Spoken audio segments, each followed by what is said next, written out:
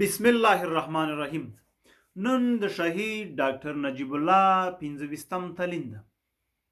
له نن نه 25 کاله مخکې د شهید ډاکټر نجیب الله د ژوند اخري ورځ وه چې په همدغه ورځ کې بیا له دې دنیا نه لاړو او شهید شو.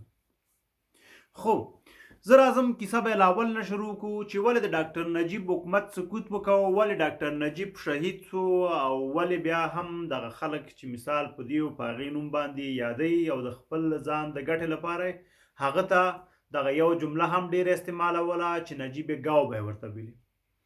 دا د هغه مجاهدینو اصطلاح وه کوم چې د ډاکټر نجیب د حکومت خلاف جنګېدل او په دغه تیر حکومت کې بیا د 240 ملکونو سره قرارداد وکړ او ټول افغانستان ته راوستل او د روس خلاف دی جګړه وکوله ځکه چې نجیب حکومت کې و. خو بیا د 240 هیوادونو په راتګ سره راغل افغانستان کې حکومت شروع کړ. کیسه به له اول نه شروع کړم. کله چې د افغانستان ولسمشر شهید ډاکټر نجیب الله د واک په ګدۍ ناست و، نو په همدغه وخت کې له روسانو سره جګړه روانه وه. افغانان همیشه له ادمه تر دې دمه د مذهب په نوم باندې قرباني ورکړې ده او د اسلام لپاره یې همیشه جګړه کړې ده. دا یې سم کار ده او د افغانستان د دفاع لپاره یې هم قربانیانې ورکړي، ښې کړي. دا حق د هر څوک د خپل هیواد لپاره جنګیږي. خو ولې داسې نه چې هغه د هیواد د بدبختیو، دورانیو، د کونډو رنډو یتیمانو او زرګونه سلګونه نورو مشکلاتو لامل وګرځي. کله چې ډاکټر نجیب وکتل چې روسیه په افغانستان کې د پاتې کېدو نه ده یا هم نه پاتې کېږي ځکه مشکلات په افغانانو د ډېر دي او جګړه پای نه مومي، نو هغوی یو قرارداد ورسره وکړ چې د هغه قرارداد له وجې نه یې روسیه ته ولېږله، روسیه پوځیان روسیه ته ولېږل. خو ډېر خلک بیا وایي چې دا منګه وباستل، لکه اوس چې امریکا ووتله طالبان وایي دا منګه وباستل. دا منګه تاسو ټولو ولیدله چې امریکا په خپله خوښه ووتله. که طالب ورسره رسېدله دا 80 کاله کې به یې باستلي. خو په هر صورت دا د جو بایډن پرېکړه وه او ویې کول همدغسې په روسیه کې هم دا پرېکړه وسوله، هغوی ووتل. له هغې وروسته ډاکټر نجیب، مسعود، رباني، ګلبدین، سیاف دغه ټولو ته چغې وهلې چې وه خلکو جګړه مه کوئ، جګړه کې خیر نشته ده. که تاسو دا قدرت هم ونیسئ په دومره جګړې سره، په دومره بدبختیو سره، په چا باندې حکومت کوئ؟ په مړو باندې، په یتیمانو باندې، په کونډو باندې، په قبرونو باندې، په چا باندې حکومت کوئ؟ او تاسو د چا لپاره دومره وژل شروع کړي دي؟ روس خو ووته. هغوی هماغه وخت کې لکه دا کټ مټ چې اوس کومه پروژه روانه وه، په هماغه وخت کې هم دغه پروژه په مخ لاړله. پاکستان هغوی حمایه کول او ورته ویلي چې ستا حکومت فاسد ده، فاشست ده، د روسیه په لاس ناست حکومت ده، روسیه سره ته قراردادونه کړي دي او دا ده او هغه ده او داسې ده واسې ده. هغه ورته هر څه ویل خو دې خلکو نه منله. مسعود له ایران نه، له تاجکستان نه، له پاکستان نه حمایه کېده چې په آخره کې بیا له روسیه سره هم قراردادونه وکول. روسیه هم بیرته ته وسلې ورکولې او د افغانستان په بربادیو کې لاس لره.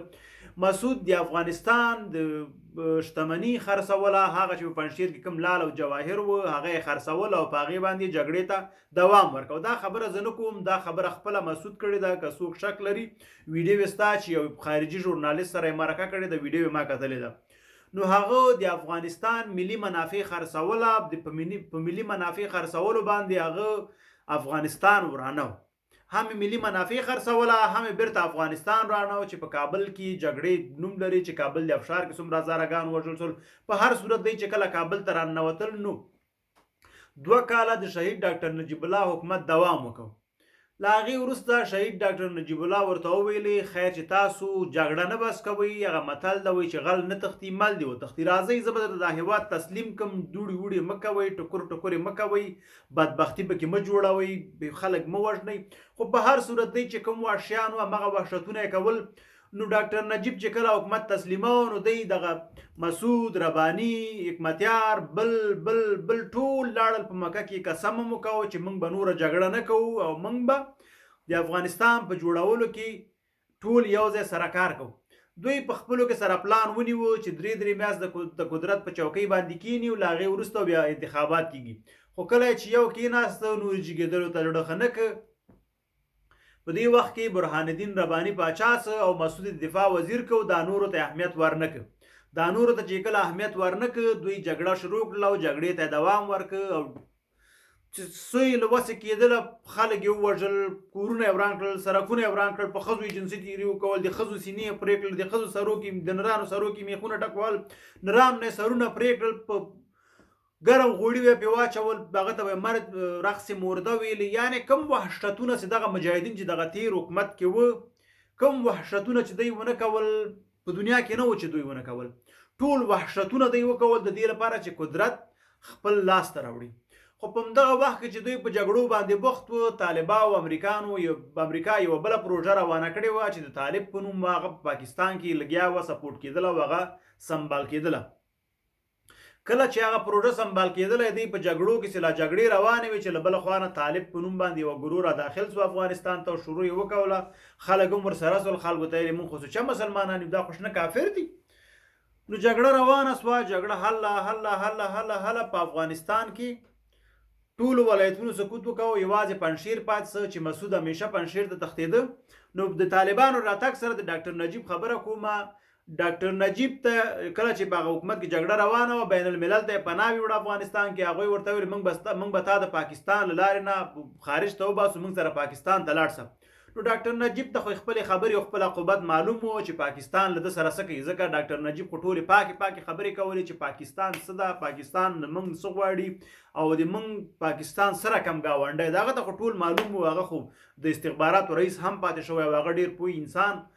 خو په دې سیستم کې لا نه راغه. نو کله چې دغه حکومت سقوط وکړ، ډاکټر نجیب مخکې له دې چې بین الملل ته پناه یوسي، غوښتل چې په ایرپورټ پر ولاړ سي، هغه لاره پې دوستم بنده کړه، دوستم کسان هغه ځای کې ورته ولاړ وو، نو هغه لاره پې دوستم بنده کړه. خو په دغه وخت کې هندوستان موږ سره مرسته کولی سوه. ولې هندوستان موږ سره مرسته ونه کوله؟ نو چې کله هندوستان موږ سره مرسته ونه کوله، که یې کړې وی، نو ډاکټر نجیب به نن ژوندی و. په هر صورت په دې خبرې باندې اوږد بحث نه کومه. نو بیا کله چې طالبان کابل ته را داخلېدل، طالبانو نه مخکې د پاکستان اسایي چې یو ځل مخکې هم په جلال آباد باندې مجاهدینو په نوم باندې حمله کړې وه، په جلال آباد کې ماتې خوړلې وه، چې دغه حنیف اتمر چې ګوټ سوی د هغه همغه د جلال آباد جنګ کې د نجیب د حکومت سړی و چې په همغه جنګ کې لګېدلی و او په ښه یې کت سوی وه. په هغه جنګ کې مسعود او د طالبان پاکستاني جنرال حمیدګل او دا نور چې ورسره وه، هغوی ماتې وخوړله او بېرته وتښتېدل.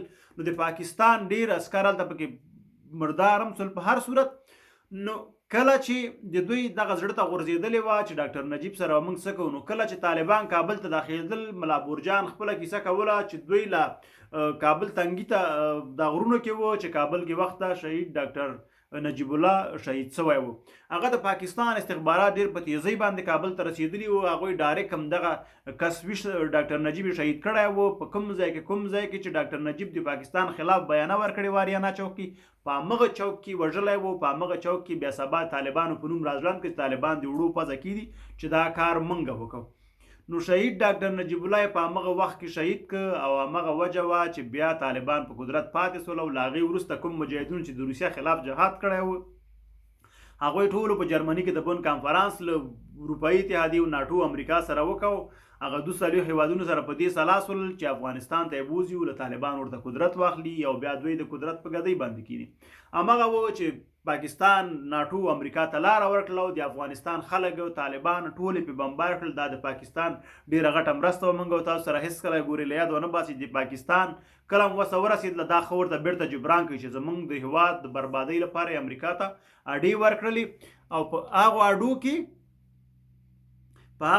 کې امریکا راغله، کېناستله او ښه په طبیعت باندې افغانستان بمبار کړ. له هغې وروسته چې کله تلله، آخر ځل لپاره چې آخره تیاره د امریکا تلله، پاکستان ته لاړه. پاکستانیان ورته سرکو ته راوتي وو، ښه راغلاست یې ورته ویلې، ښځې خویندې میندې یې ورته ګډې کړلې. او دغه ګډا په وخت کې نور نو له امریکا سره په مخخي وکوله او امریکا ورسره همیشه مرستې کولې او د افغانانو په سر یې پیسې اخیستلې، اټوم بم یې پرې جوړ کړ. نو شهید ډاکټر نجیب الله نه طالب وژلی ده.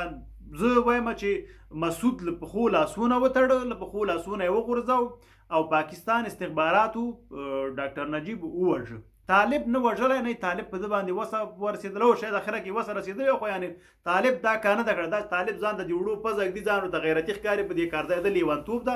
خو دا چې و مسعود له پښو لاسو وتړه او د پاکستان استخباراتو ووژه، دا شاید جنرال حمیدګل او مسعود په دې سره حتما سلا شوي وو او دا قصه له پخوا نه روانه وه. مننه. په یو لایک او کمنټ له موږ ملاتړ وکوئ. هیله ده زموږ د یوټیوب چینل له ملګرو دوستانو سره هم شریک کړئ او سبسکرایب یې کړئ. در سره قربان مو له مینې. تر بلې ویډیو الله مو ملګری د خدای په امان.